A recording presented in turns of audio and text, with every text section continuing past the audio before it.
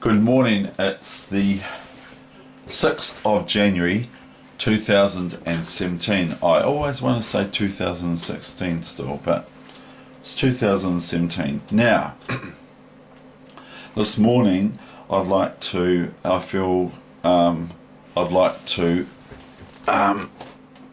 through one of the greatest chess players of all time, but never a world champion, but almost a world champion. This player, strong super grandmaster, died some years ago, or a couple of years ago, or something like that. And he's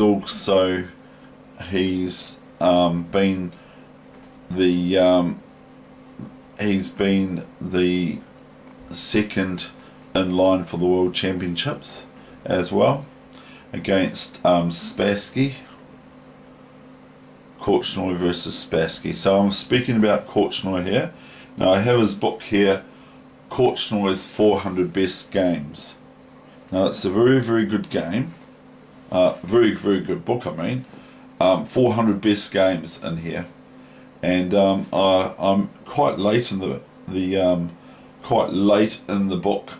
I'm on page 239 of this book that was brought out by Victor Korchnoi, R.G. Wade and L.S. Blackstock. And so I've had this book for a long time. I'll just show you it. Okay, so that's the book here. Okay, Korchnoi there. And I will show you a game that is quite cool. I haven't gone through it yet though, except I went through it on the 2nd of February 1982. That's when I looked at this game last. This game was played between Plan Inc. versus Victor Korchnoi. This was game 364 out of this book, and it was at the Alekhine Memorial Tournament in Moscow, 1975. Now Korchnoi he got about 4th place. I'll just check. Yes, he got 4th place under Geller, Spassky and Homov. And Weegenaar was next, and Hort, Petrosian, Balievsky, Tal, Fuentes, Robert Byrne, Garcia, and Planek was under there, and Steen is a very, very good player, way better than I am, ever will be. He's just really, really good. But anyway, this is his game. He was black, and we're going to go through the game now. Oh, we're going to turn that engine off, because otherwise the engine's gonna, I always forget that there. E5.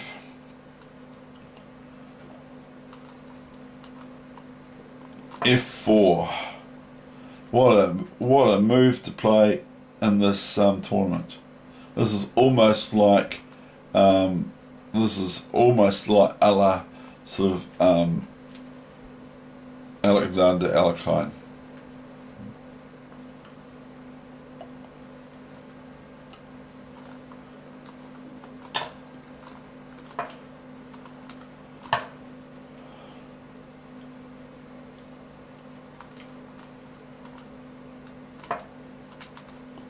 H4.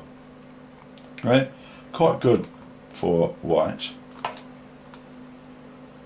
Sometimes black can get away with having pawn on h6 and bishop g7, which is the Fischer line, and they play d6 and bishop e6 and that sort of thing. So, but here it's not possible.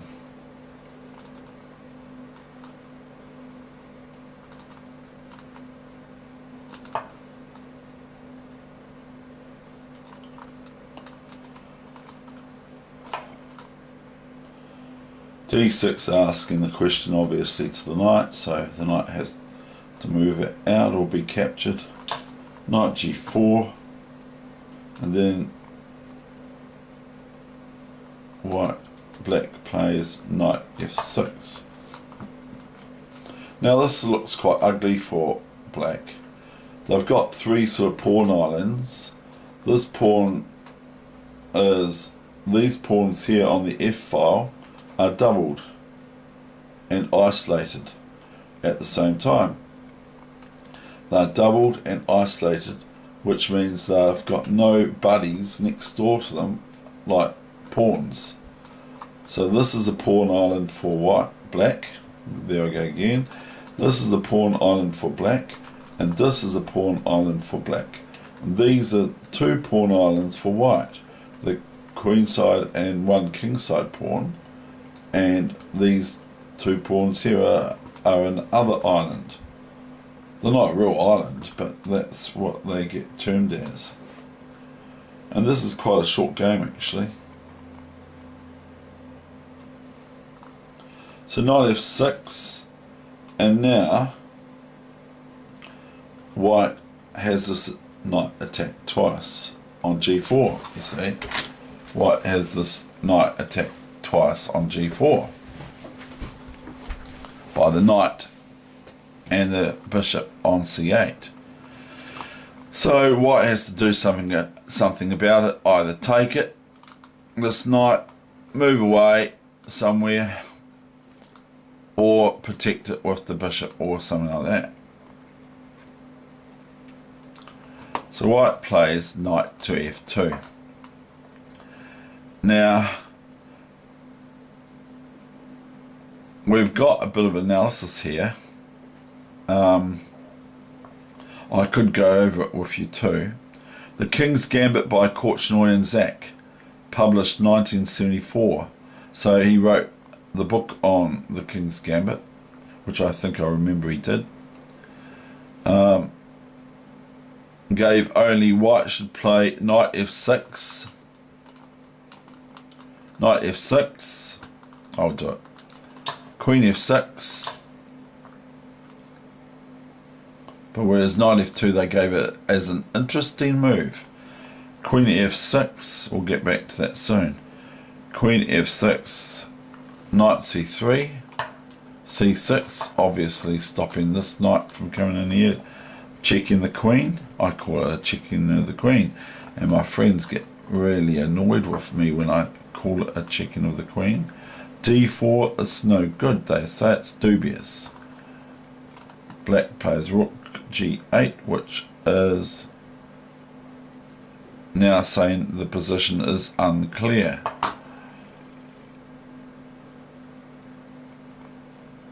Or does that say equals? I think it's unclear.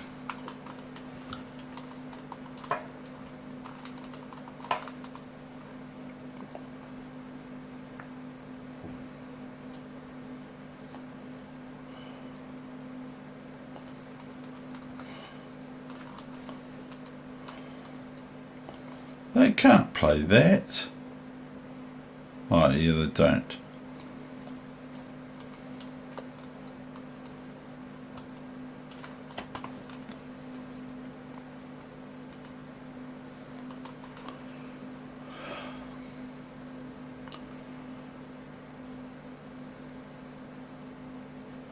They give this as better than d4.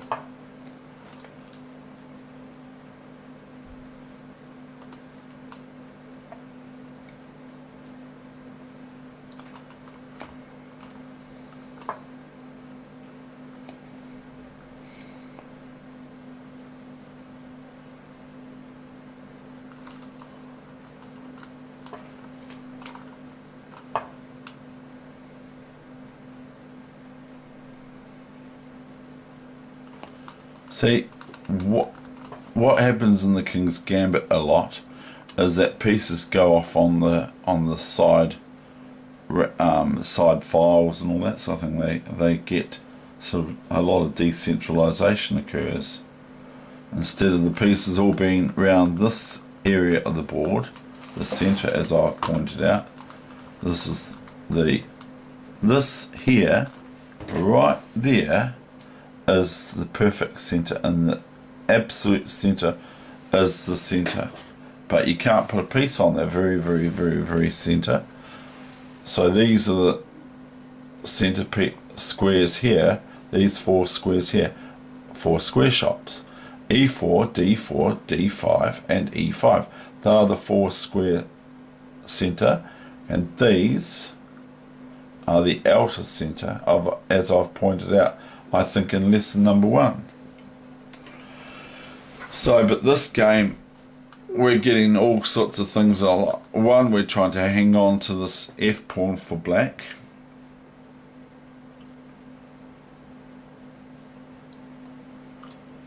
And now white is met with knight A6. This is only analysis, with the idea of knight C7 to E6, thereby defending this pawn once again and also attacking this pawn. So knight A6, you see, with that sort of idea, bang bang, and then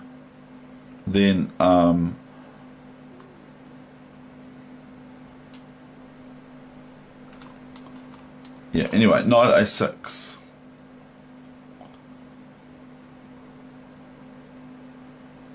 Now white plays E5, and this isn't the actual game yet. DE, knight E4, queen E7, a move I would have played.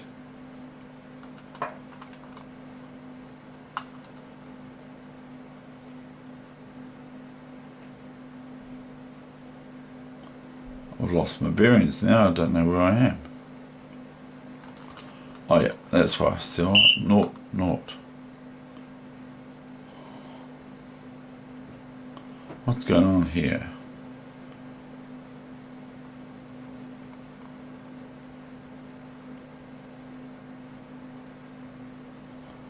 We've got D4.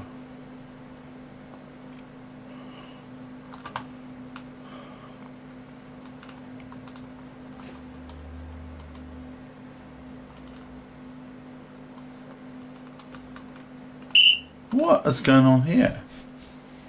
I don't understand this. Has black made...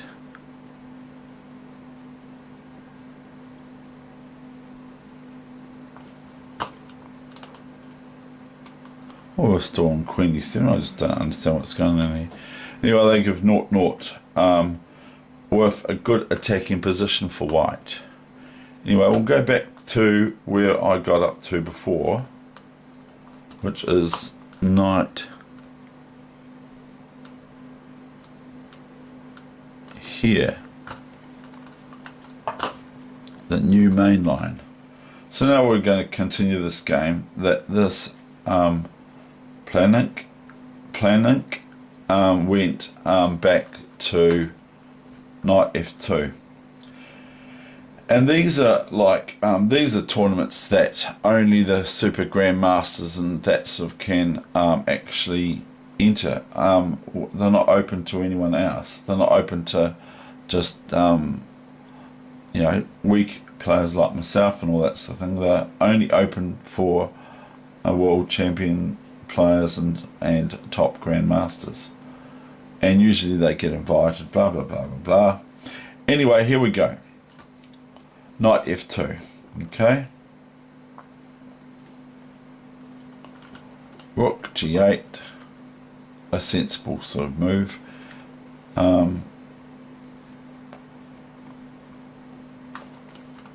d4. At once it's attacking this f pawn here.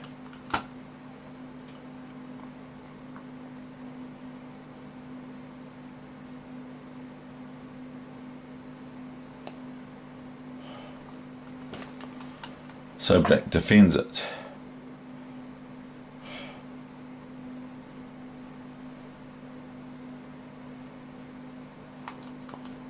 Knight c3, just a sensible developing move.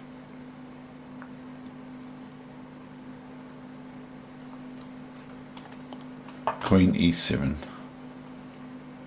So obviously knight can't go in here because of knight takes knight, and the knight cannot be taken back. Okay, just a bit of simplicity there for you. How often do those sorts of moves get played? These sorts of moves. How often do we play those sorts of blunders here and there?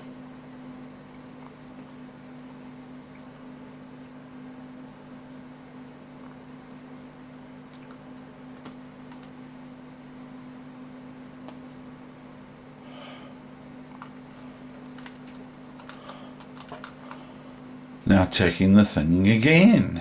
It just doesn't want to relent.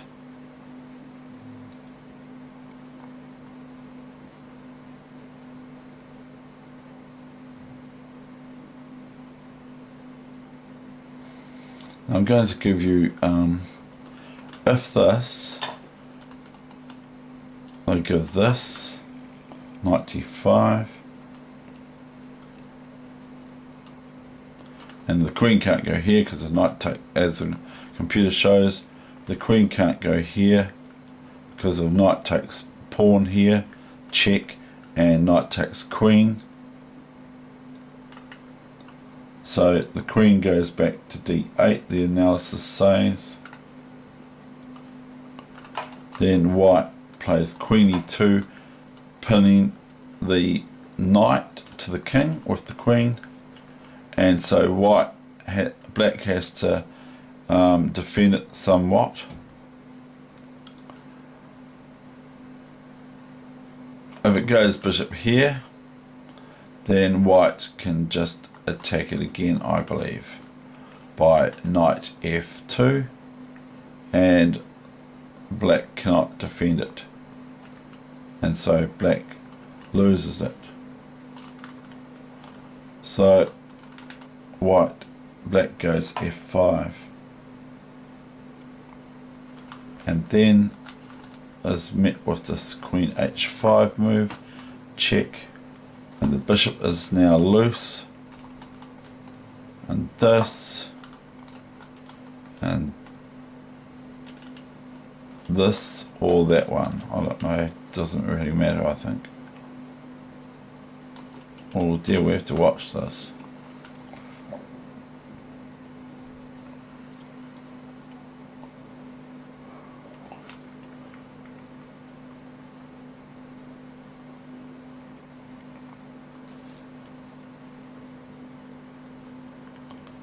So that would be rook g6 there.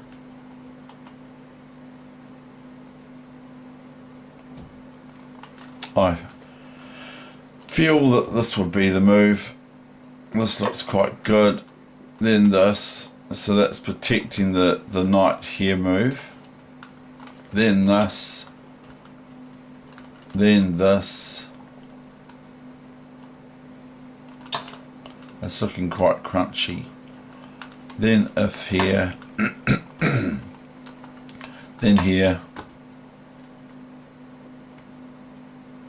it's looking quite crunchy.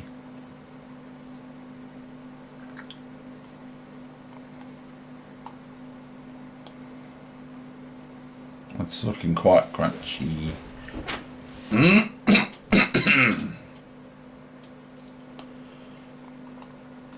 He might have this check here.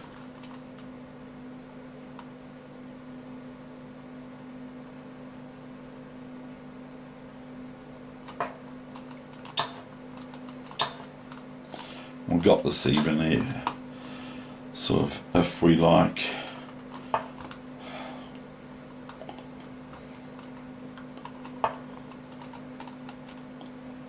Now if bishop here, the knight here wins the queen, see, because the bishop's pinned. So if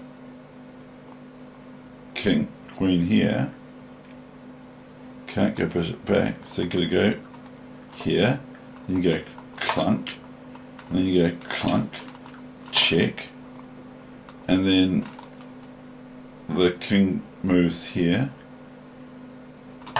and then this knight can be attacked with the rook, And so it's just it's not quite that simple, is it?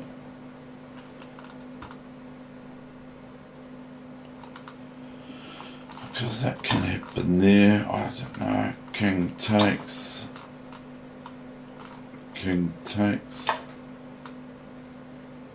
and black is an exchange down, and losing as well with the pawn situation. Anyway, we'll go back to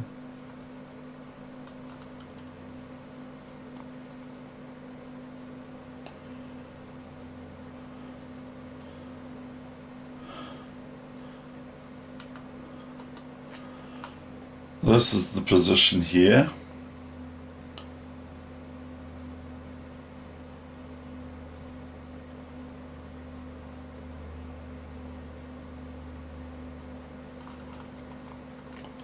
After knight t3, so black plays bishop g4.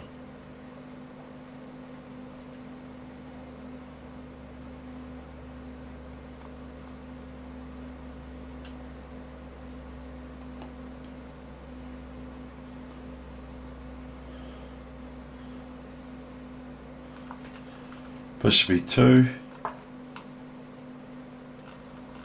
bishop e2, queen e2,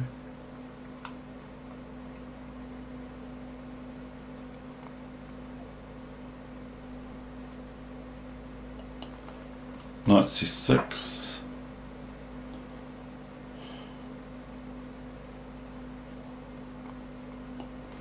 bishop f4, and they say instead of this move, e5 is an interesting move, and it's better than what white played.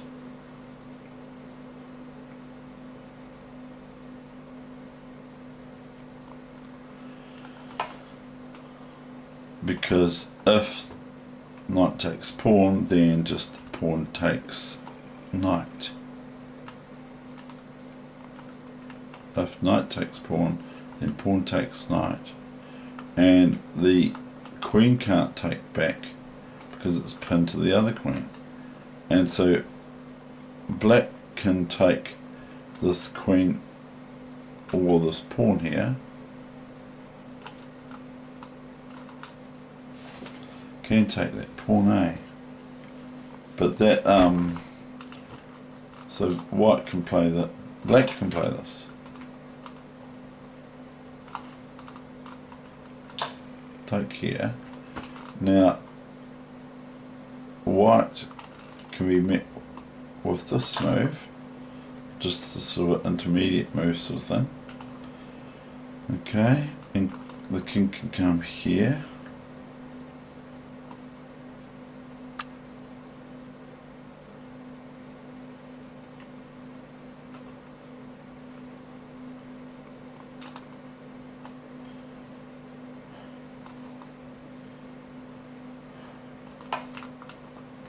If the knight checks here, then you just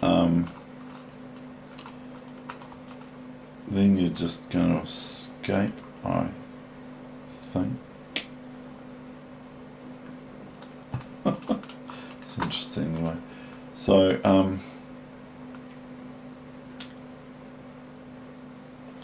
obviously queen here is threatened, and so anyway. Black could take this, this,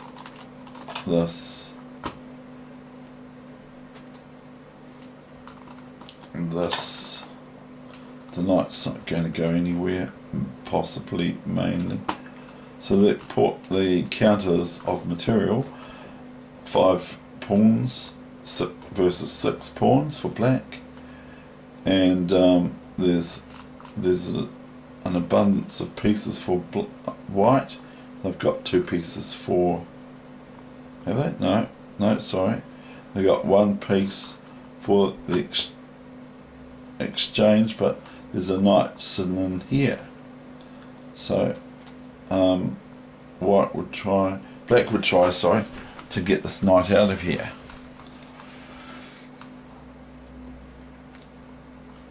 Black can still castle. White, black, white, black, white, black. I need to just go and do some coffee or something. I don't know. I've got my coffee here. So I'm going back to the game anyway.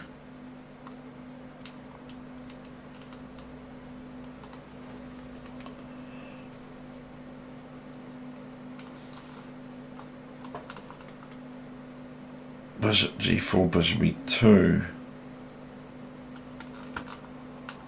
Bishop e2, queen e2. And then we've got knight c6.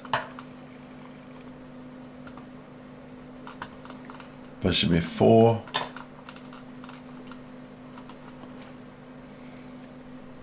And they gave e5 as an improvement on this move, bishop f4. They give it as bad. Knight d4.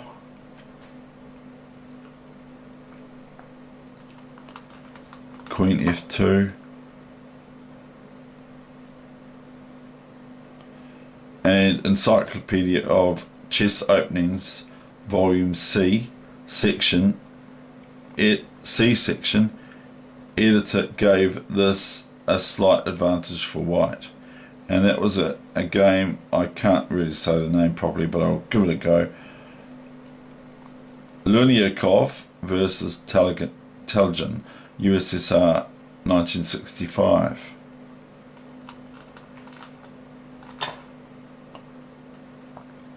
Knight e4, knight e4, queen e4, king d1. They've got some analysis for king f1, which is knight c2. Look at that, people. Knight c2.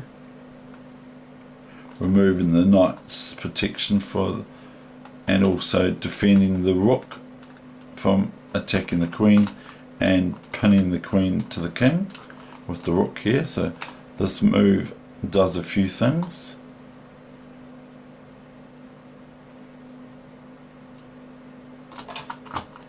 Knight c2, queen c2, I thought that would be the move.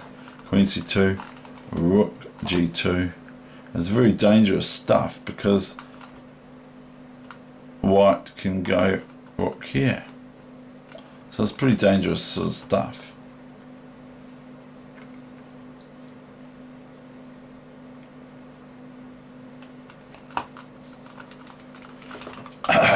Queen g2, queen d3, queen e2, queen e2, king e2, bishop f4. With an upper hand for black.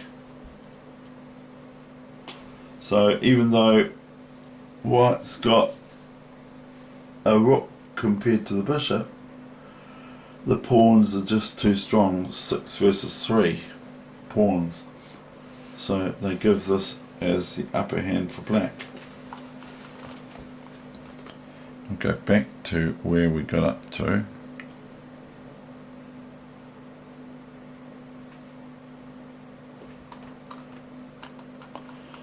Queen f2.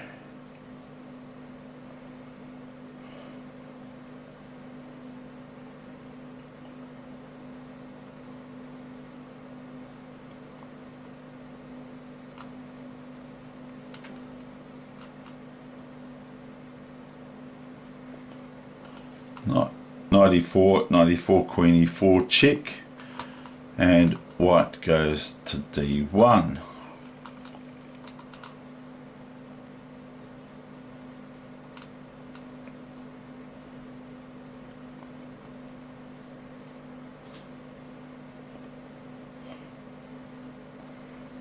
It's quite amazing, really. That whole thing is. And now, black castles. Oh, what's going on here? It's not letting me castle again. It's just playing up, silly thing. So we'll go bishop f4, knight d4.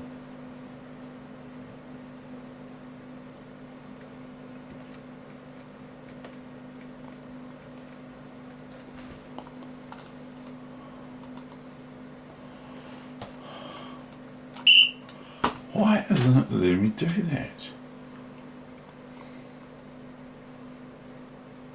It's only about 3 more moves to go.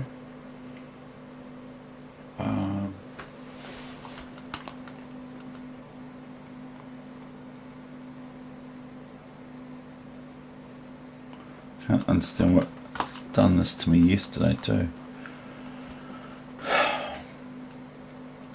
Now, black can't play this. Why does it let me do that for? It won't let me castle for some reason. It's like I'll just have to manipulate this position.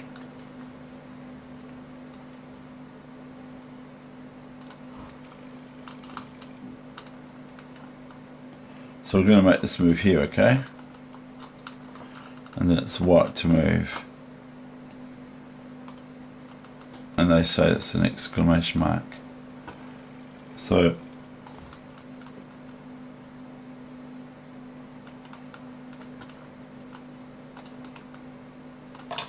bishop h6.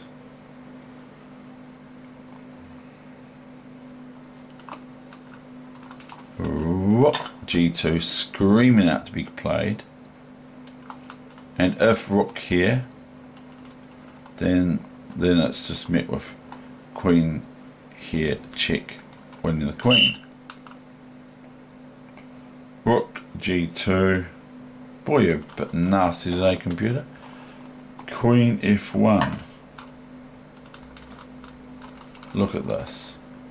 Knight c2, threatening knight here, check. And the rook. Look at this, just crush. Oh no, it's not threatening knight here, check, because the bishop's on it. And then if that goes, then white has queen g2, taking the rook.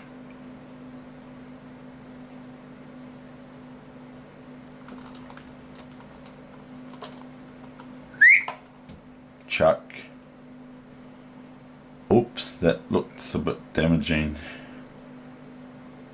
And it is. And that was the end of the game.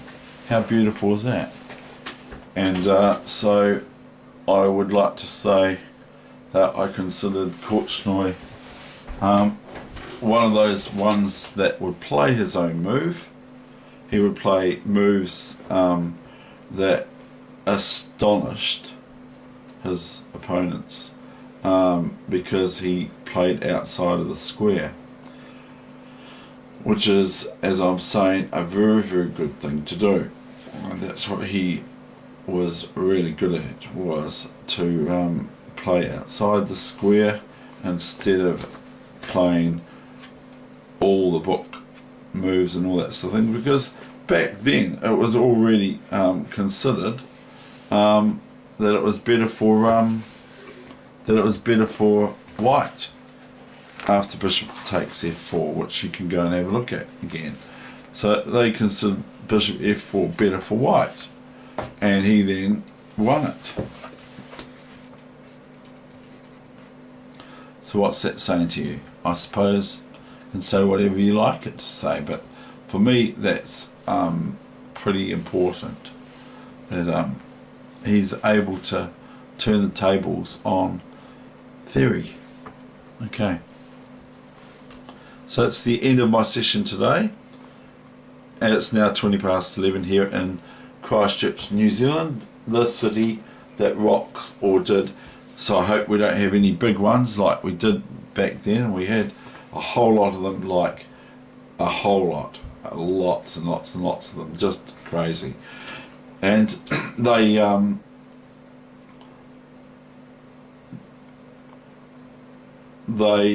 were on the 4th of September. The main ones were on the 4th of September, the 22nd of February 2011, and then the 13th of June was a pretty big one, especially in my neighbourhood. 13th of June 2011. So but we did have some earthquakes earlier last year, on Valentine's Day, I think, of 2016. But anyway, that's the end of my session today.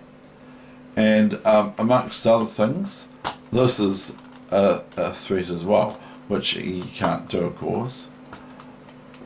But that's a threat as well. So after rook c1, I think knight, oh no, you can't do it because the bishop's hiding over there, you see. Now that, just real quickly, sometimes it's good to hide a bishop somewhere, like on h1 or a1 or something where you've got your bishop, and sometimes your opponent forgets it. Or on a2 is a good spot, or a7. Now they're really good places for a bishop to just sort of hover and hide, and sometimes you can forget that they're there, which brings me to William Hartston's book, The How to Cheat at Chess, which states about physiognomic chess, which basically means eyes are set too close to the centre of near the nose. They're only able to look in the centre. They can't look at things on the side of the centre because they don't stretch out that far. So anyway, he sits here and he says, play on the flank when you're playing someone with eyes close to their nose and they're only pointed towards the centre, and vice versa. So maybe Alekhine was only able to see in the centre and not on the outskirts of the board. So that's probably why he really played, according to William Hartston, that's probably why he really played throughout the whole centre the whole time. But anyway, that's all quite good fun and all that sort of stuff. So that, and it is good fun. So I'm going to get into it a wee bit. So, but not in this actual session. I might do some right after this. So okay, thank you very much.